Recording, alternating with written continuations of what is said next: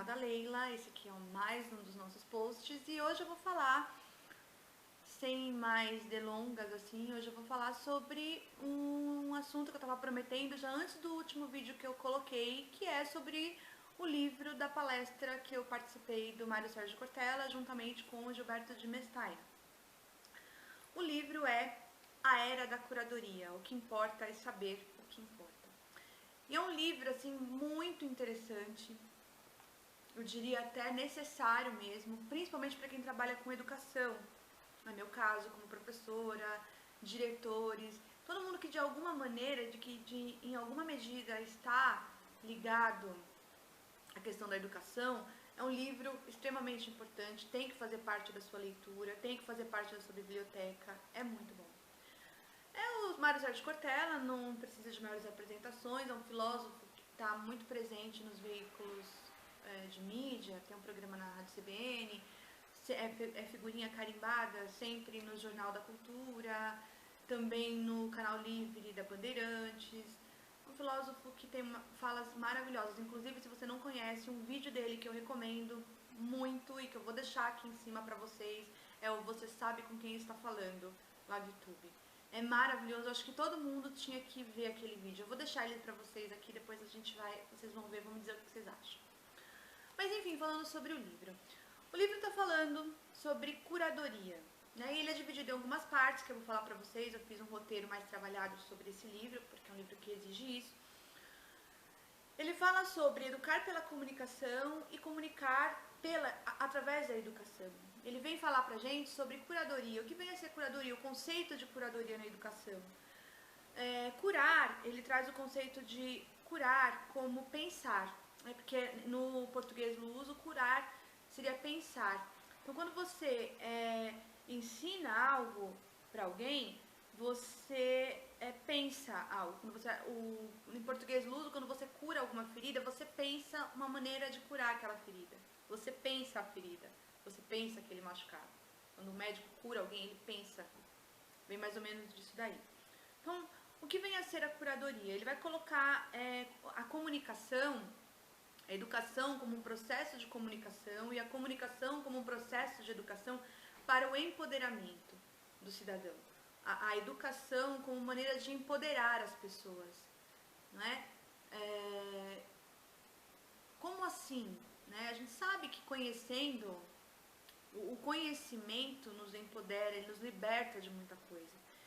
E aí ele coloca o professor não apenas naquele papel de transmissor de conhecimento, mas de curador, de cuidador do conhecimento, para que esse conhecimento possa ser compartilhado. E é essa a grande sacada do livro, é esse compartilhamento das informações, do conhecimento, né? E ele faz algumas alusões interessantes no primeiro capítulo, que é o educar para comunicar e o comunicar para educar. Ele faz uma alegoria, ele usa uma alegoria bastante interessante em comunicação e da educação, né? O Gilberto de Mestaia coloca a comunicação como autópsia, ou seja, porque o primeiro capítulo, para deixar vocês mais situados, para contextualizar vocês, o livro todo, na verdade, é uma conversa entre o Cortella e o de Mestaia, os dois, um bate-papo entre os dois. E ele está falando sobre o conflito que ele estava vivendo quando ele era só jornalista, mas ele acabou se vendo ali, né, também com as questões da educação e tal. E aí ele fica no conflito, eu sou um comunicador educador, e em um momento ele entra nesse conflito, eu sou um comunicador educador ou eu sou um educador comunicador? E aí desse conflito nasce essa analogia. Ele diz que o jornalista, ele vê o problema. O jornalista que vai fazer ele diz, né, que vai fazer uma entrevista, que vai fazer uma matéria, não enxerga ali qual que é o problema daquele lugar onde ele está, não é um bom jornalista. Então ele coloca o jornalista como autópsia. Ele já vai dizer a causa da morte, né, que é assim que funciona a autópsia. Ela verifica a causa da morte. O jornalista, como querendo ver o que de pior há naquele lugar, ele vai verificar, ele vai falar na maioria das vezes sobre a causa da morte, o que causou aquele pior. E ele coloca a educação como uma biópsia. O que é uma biópsia? Você tem um problema de saúde, de repente pode ser um câncer ou não. O que acontece? O médico vai lá, tira um pedacinho de você enquanto vivo ainda, né? A autópsia é feita no morto. A biópsia é feita num ser vivo. Tira-se lá um pedaço daquele corpo estranho, ou seja, um tumor, um nódulo, e vai se levar para análise, então, para verificar se é ou não um câncer, então, com esse diagnóstico em mãos, para que o médico possa ver que caminho ele vai tomar, que tratamento ele vai fazer, né? A partir do diagnóstico, para traçar um diagnóstico, para que a partir desse diagnóstico ele veja como atacar aquele problema. Então, se for um agente infeccioso, ele vai utilizar o medicamento; se for um câncer, ele vai utilizar então as medidas que podem ser cirúrgicas ou medicamentosas, para, no caso, quimio e radioterapia, né, para tratar o câncer. E ele coloca, e eu achei muito interessante isso que ele coloca, né, a questão da autópsia e da biópsia. O jornalista, o comunicador, ele está lá no final, né, na ponta, no ser morto, enquanto que a educação está trabalhando para ajudar, para continuar ajudando o ser que está vivo, através da educação. E aí ele coloca também uma outra, aí no caso o Cortella retoma a questão do ensinar. Ele gosta muito de etimologia, que são as origens das palavras. Ele coloca um significado bastante interessante, que é o da palavra ensinar, que vem de insignare, né? De insígnia, que é quando você marca, você deixa uma marca em alguém, você deixa uma marca gravada em alguém. E esse deve ser o maior... O professor deve perseguir ser de fato um ensinante, né? Como na Itália, ele mesmo diz, na Itália quase não se usa a palavra professor, mas é ensinante, o cara que vai deixar uma marca naquele aluno, né? E aí ele coloca, então, na segunda parte, eles trazem essas questões todas mais básicas, mais gerais, no primeiro capítulo. No segundo capítulo, então, ele já entra com o que seria, no caso, aí, a curadoria, né? E aí ele retoma o sentido da palavra pelo português lusitano, que é pensar. Então, se uma pessoa pensa, ela é capaz de cuidar. Pensar faz de alguém capaz de cuidar. Quando a gente pensa, a gente cuida.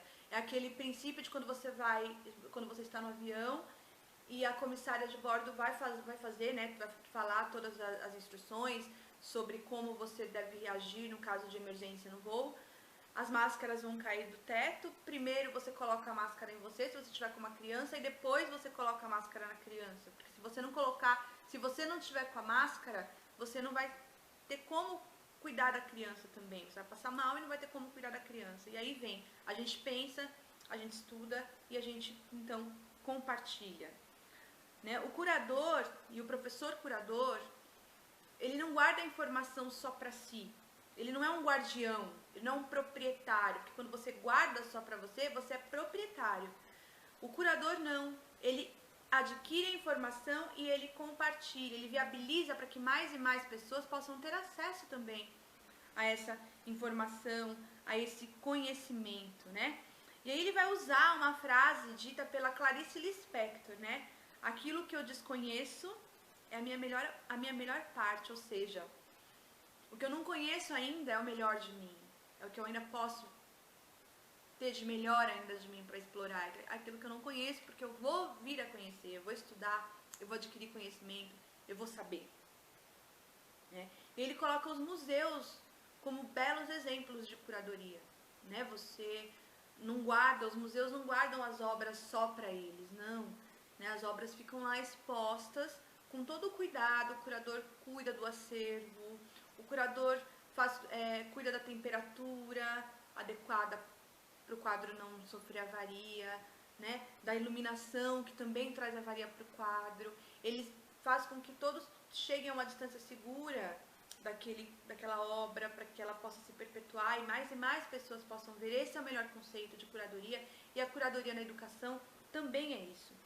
E ele vai colocando outros conceitos, como, por exemplo, ele vai trabalhando a questão do professor, que com toda essa mudança de geração das crianças digitais que a gente tem, né? Hoje as crianças são digitais, elas já nasceram com o celular, com o tablet na mão, do papel que o professor deverá desempenhar daqui para frente.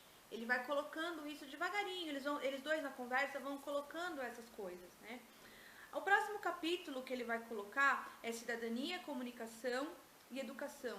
Eixo indissociável. Você só se torna um cidadão de fato quando você tem conhecimento, né?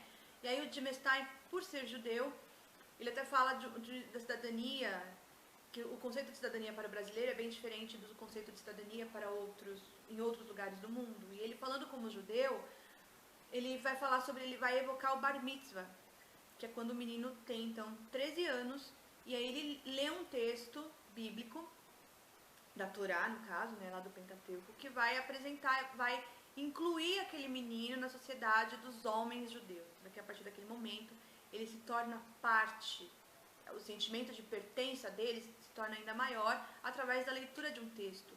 E daí ele traz a questão de que não pode haver judeu analfabeto, portanto, porque é a leitura daquele texto que faz com que o jovem no seu bar mitzvah então seja acolhido, incluído, inserido naquela sociedade. E o quanto a noção de cidadania passa pela escrita, passa pela leitura. E aí ele problematiza que hoje com a internet, com sites de busca, como o Google, por exemplo, e entre tantos outros, o quanto de informação nós temos, mas de fato, quais são as informações que são relevantes? Eles começam a problematizar aí, porque tem muita informação disponível sobre inúmeras coisas, inúmeros assuntos, não é? Inúmeros tópicos, mas o que de fato é relevante, né? E ainda ele coloca, por exemplo, para ele, no caso, informação sobre celebridade não é relevante. Mas para muita gente não sai de casa sem saber o que a Gisele Bündchen vestiu na semana passada, querendo, sei lá, copiar o modelo. Para aquelas pessoas é uma informação relevante. E como saber o que de fato é relevante? Eles começam a problematizar essa questão, porque nós vivemos hoje com jovens através das redes sociais, Facebook, onde você viver, onde você conhecer e compartilhar são praticamente uma coisa só. Curtir e compartilhar. É assim, nós vivemos uma juventude, a juventude que está aí é uma juventude digital, onde viver, né, você vive, você grava, você curte e você compartilha. Para eles, isso tudo é quase que uma coisa só. E quanto o professor tem que estar preparado para isso, quem lida com a educação, né? Ele vai colocar uma coisa muito interessante para que a gente saiba o que de fato é relevante ou não, o que vem depois no próximo capítulo, que é credibilidade crítica. E aí ele vai lançar a mão da criticidade, da leitura crítica e reflexiva, para você saber de fato o que é relevante em qualquer leitura que você vai fazer. E aí ele retoma um desenho que muita gente de hoje não conhece, mas que eu peguei um pouquinho desse desenho, que foi o Gato Félix, onde, como ele não falava, sempre que ele tinha uma ideia, aparecia um ponto de interrogação na cabeça dele e ele segurava esse ponto de interrogação. Então, o Cortella fala uma coisa que é muito interessante, ele diz assim, né? Por exemplo, as listas, né? Você pega os 10 melhores restaurantes de São Paulo, ponto final. Ele troca os 10 melhores restaurantes de São Paulo, os 10 melhores restaurantes de São Paulo, e ele coloca uma interrogação. Será que são mesmo os 10 melhores? Baseado em que chegaram em que critérios foram utilizados para se chegar a esses 10 restaurantes? Algum desses critérios são relevantes para mim? Quer dizer, se eu for aos 10 melhores restaurantes de São Paulo, no meu caso particular, forem, por exemplo, restaurantes de comida japonesa, eu não gosto de comida japonesa. Logo, para mim, esses não serão certamente os 10 melhores restaurantes de São Paulo. Então, se eu não for uma pessoa crítica, eu vou falar desses 10 restaurantes de uma maneira normal. Ah, são os 10, vou pegar aquilo para mim como verdade, são os 10 melhores restaurantes de São Paulo, vou citá-los, vou falar sobre eles, mas isso sem crítica nenhuma. Agora, no momento em que eu for utilizar minha criticidade, eu vou verificar o quê? Ah, olha, são 10 restaurantes de comida japonesa.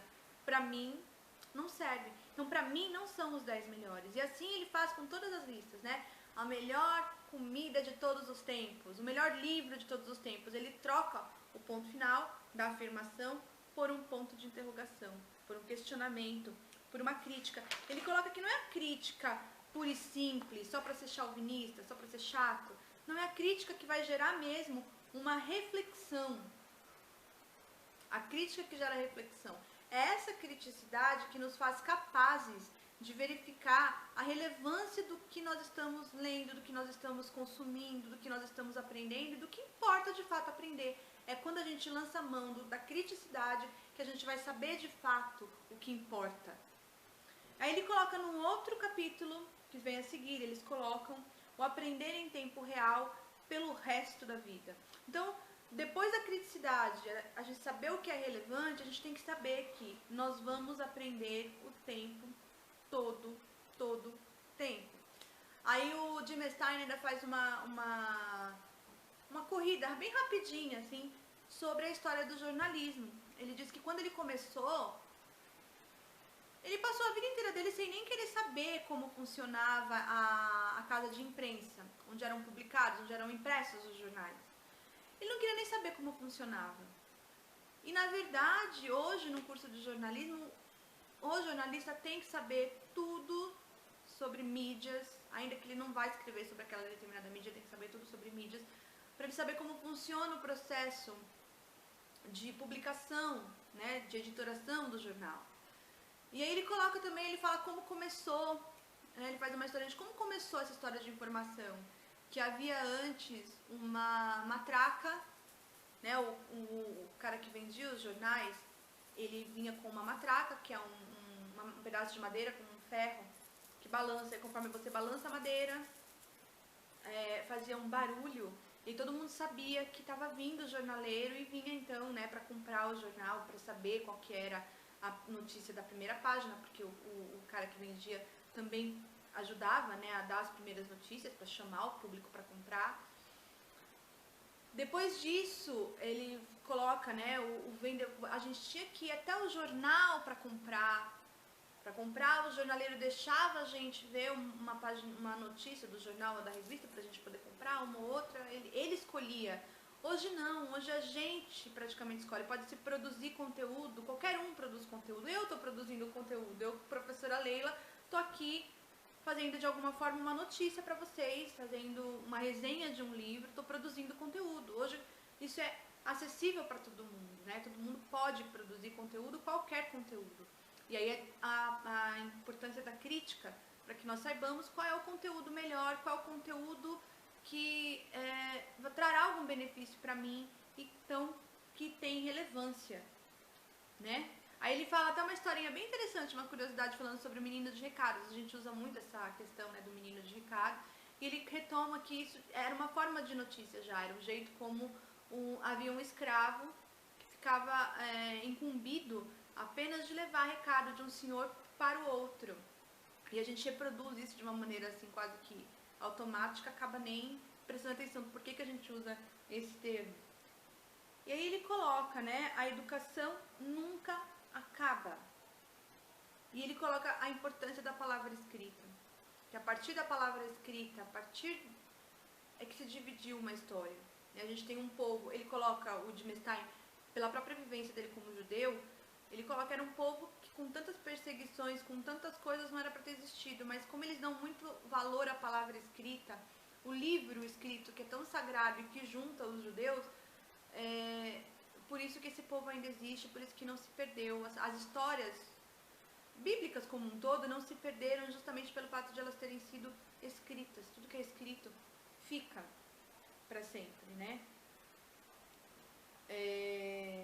E aí ele coloca nessa questão da curadoria uma questão muito importante para nós professores. Quem domina a rede, domina o mundo, né? Hoje tudo é feito em redes de compartilhamento de informações. Elas é que têm poder, o poder o poder sobre o mundo é das redes. Se você sabe formar um network, você nunca fica desempregado, porque você vai ter sempre um emprego. Um network, uma rede de interação, né? Uma rede de trabalho. Você sabe formar essas redes, você nunca vai ficar desempregado. E daí vem, quem domina a rede, domina o mundo. Ele vai falar de como o conhecimento, ele não está mais democrático, como diz o Cortella, mas ele está bem mais disseminado, e da importância do papel do professor nisso. Por exemplo, universidades como Stanford, MIT, Princeton, Harvard, de Michigan, universidades poderosíssimas, universidades que tem inúmeros prêmios Nobel, hoje disponibilizam conteúdos gratuitos para qualquer pessoa do mundo, através do Coursera, por exemplo. Temos, no caso do Brasil, eu mesmo faço alguns cursos pelo Veduca, que é uma rede de compartilhamento e, portanto, de curadoria, onde existem aulas incríveis. Eu faço curso de ciências políticas e eu faço um curso de ética com o professor Clóvis de Barros Filho, professor da USP, renomado, super conhecido. As aulas estão disponíveis, eu vou colocar o link disponível também na descrição, www.veduca.com.br, onde você tem ali disponíveis gratuitamente, inclusive com entrega de certificados, depois de uma provinha que você faz, conteúdos das melhores universidades brasileiras e de universidades no mundo como um todo. Então, como esse conceito de curadoria veio para ficar e o quanto o professor tem que estar atento a isso, porque o nosso papel vai mudar. A gente não é só uma pessoa que está ali para colocar o conhecimento que a gente tem para aquele jovem que vai absorver todo o conhecimento, não. Mas a gente também tem como papel, como primordial, super importante, o de mostrar para esses jovens como eles pesquisam algo que seja de fato relevante, algo que vai ajudá-los. E aí esse livro vem com essa importância incrível, né? Ele vai falar então também sobre o nome da rosa, quando ele vai falar da importância do conhecimento, o filme, né, o nome da rosa, que é um filme basicamente de quando na Idade Média só os monastérios tinham livros, né? Livro era uma coisa muito preciosa, era uma coisa, conhecimento era muito perigoso, né? As pessoas de modo geral não podiam ter conhecimento. Quando você tem conhecimento, você se liberta de uma série de coisas. E aí os padres, os monges queriam saber sobre um livro de Sócrates, que era escrito sobre comédia, que foi um livro que Sócrates inclusive nem escreveu. E um monge colocava cianureto nas páginas desses livros, e as pessoas então com o hábito, né, que tinham de molhar com saliva a ponta do dedo para mudar de página, acabavam então se envenenando com esse cianureto, morriam, não ficavam então sabendo, não passavam o conteúdo que elas tinham aprendido, que elas tinham visto ali no livro. E criavam inclusive uma lenda urbana de que conhecimento mata, né? Matava literalmente, mas não era o conhecimento, era o padre. E o que acontece? O conhecimento é muito importante, eles utilizam essas analogias por conta disso. A palavra final do livro, na minha opinião, que fica de mais importante, de mais relevante, é então que eu vou, através da minha consciência crítica, a consciência que o professor ajuda a despertar no aluno, para que ele possa então elencar quais são as suas relevâncias, para que ele possa então aprender de maneira ampla. O professor então está ali no caminho como um curador. Ele cuida do conhecimento para compartilhar com os alunos, cada vez mais de maneira individualizada, de aluno para aluno. O professor adquirindo conhecimento e compartilhando, cuidando desse conhecimento, para quê? Para o empoderamento do aluno, para o empoderamento e então a transformação de uma pessoa num cidadão de fato, nas plenas faculdades desse cidadão, né? na sua plenitude maior.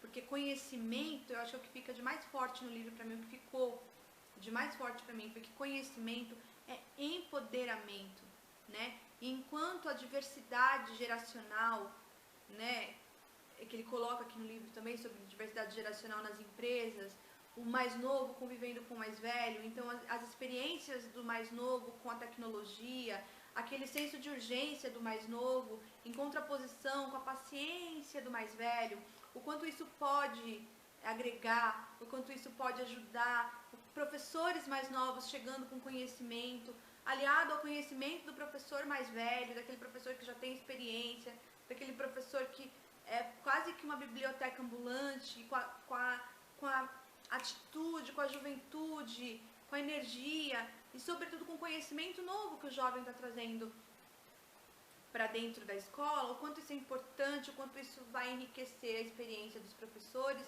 dos alunos da escola e de quem é o centro da escola, no caso, os alunos. O saber o que importa, eu acho que a palavra, para mim, desse livro da curadoria, além, né, de ser a curadoria, eu acho que a palavra que fica de fato é a criticidade. é o quanto o professor tem importância na vida do aluno ao despertar o senso crítico desse ser, ao colocar o ponto de interrogação na cabeça dele, ajudá-lo a saber fazer as perguntas corretas, porque é uma coisa que a gente desaprende na vida. A gente, quando é criança pequena, a gente pergunta tudo o tempo todo e no correr da vida as coisas vão meio que entrando no automático, a gente para de perguntar. E é através das perguntas que a civilização anda, que as tecnologias avançam, que a ciência avança, sempre com uma pergunta. E é isso que a gente tem que estimular os nossos alunos a fazerem, boas perguntas, através da criticidade, para que também eles mesmos, com a nossa ajuda, né, com uma ajuda de instrutor, como um instrutor que ajuda o aluno a achar o caminho, mostra para ele os vários caminhos e ele vai escolher qual caminho quer trilhar, mas sempre com a consciência crítica que o professor vai ajudar a desenvolver, o professor vai ajudar, posso falar no meu caso como professora de língua portuguesa, através das leituras dos textos, as leituras críticas dos textos, as leituras profundas dos textos, tem a capacidade de dar para o aluno, de fazer com que esse aluno de repente abra a cabeça dele para críticas, para boas críticas, não apenas aquelas críticas bobas sem fundamento, mas para boas perguntas e com isso para que ele encontre boas respostas. Bom, pessoal, é um livro maravilhoso, um livro mais uma vez super indicado aqui por mim e que precisamos ler, principalmente nós que lidamos de alguma maneira com a educação, no meu caso como professora, mas você aí que trabalha com a educação de alguma maneira, para você aluno também, é um livro importantíssimo que enriquece muito a gente. Bom, falar de Mário Sérgio Cortella é maravilhoso e junta com a energia, né, que são dois polos, um bem paciente, Cortella, e um mais dinâmico, que é o de Mestein. Surgiu um diálogo maravilhoso que com certeza enriquece muito a gente e nos ajuda a melhorar sempre, principalmente em relação à educação. Eu quero e eu tento todos os dias ser uma professora curadora, mas eu quero melhorar ainda mais isso. Esse livro me fez querer melhorar ainda mais essa questão da curadoria e colocar isso mais em prática com os meus alunos. Bom, pessoal, é isso aí. Eu espero que vocês tenham gostado do vídeo e que vocês aproveitem e adquiram um livro para ler. Façam uma boa leitura desse livro que vale muito, muito a pena. Eu esqueci de falar, né? É pela editora Papyrus, né? É a mesma editora que sempre publica os livros do Cortella. É isso aí, pessoal. Deem um joinha, inscrevam-se no canal, compartilhem o conteúdo. Pessoal, vamos colocar isso aqui para rodar. Façam comentários aqui embaixo sobre a curadoria, sobre a sua experiência com a educação. Você, aluno, o que você acha da escola onde você estuda? O que você acha que poderia melhorar na escola? Comenta aqui, vamos fazer um diálogo, um bate-papo sobre isso. Você que é professor, o que você acha? Já leu o livro? Não? Se leu, o que você acha? Se não leu ainda, o que você acha desse assunto de curadoria? Vamos conversar, vamos fazer disso aqui um canal para discussão mesmo, para compartilhamento de ideias, enfim, para curadoria. Quando eu fiz esse vídeo, eu fiz pensando nisso, já sem saber do conceito de curadoria que o Cortella estava falando. Tá vendo só que legal? Vamos, em todas as áreas da vida a gente consegue, enfim, colocar isso em prática, né? Tem muita gente que gosta de ser curador, que é curador nato, né? Várias pessoas na internet que são curadoras. Bom, pessoal, eu já me alonguei muito, né? Eu falo bastante, mas é isso aí. Muito obrigada por assistir. Divulga, compartilha, curte lá a página no canal do Facebook, canal da Leila. É isso aí, até o próximo vídeo, pessoal. Até mais. Tchau, tchau.